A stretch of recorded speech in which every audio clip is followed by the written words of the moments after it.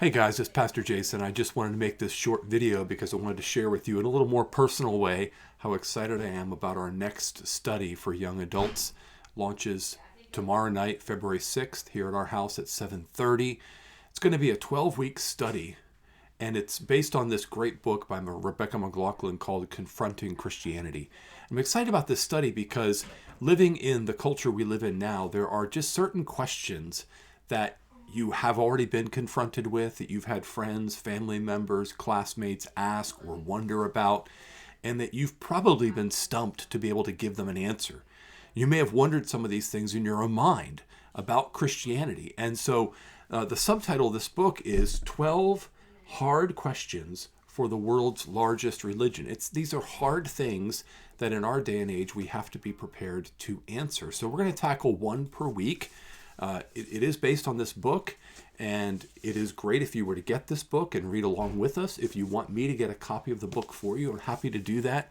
I can provide you a copy of the book at no charge. You don't need the book, though. You can just come whenever you're available to come, and each week we're going to be tackling one of these questions. So the first question is, aren't we better off without religion? That's a big stigma in our days, that religion's a negative thing. It makes people intolerant. It makes people fight with each other. Some people have said religion's the number one cause of war in the world. Aren't we all better off without religion? So how do we answer that question? Second question is, doesn't Christianity crush diversity? I mean, we want a diverse society, right? We're all different, and doesn't Christianity crush that and try to press us all into one particular mold? That's the second question. And the third question is, how can you say there's only one true faith? So there's lots of faiths out there: Hinduism, Buddhism, Islam, Confucianism. How can you say there's only one true faith? The fourth question, doesn't religion hinder morality? Really, religion can make you arrogant and self-righteous and intolerant and judgmental. And isn't that really immoral at the end of the day? Doesn't it justify you just pushing your own agenda, which is really a selfish and immoral position? How do we answer that?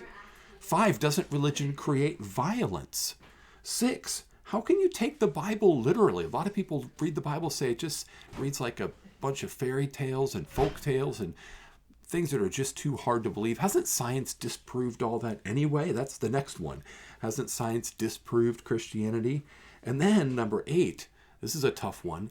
Doesn't Christianity denigrate women? Doesn't Christianity teach that women are less than men? We're going to answer that one very clearly in week 8. Week 9, isn't Christianity homophobic? Are we hateful toward LGBTQ people as Christians? Well, let's answer that one together in week 9.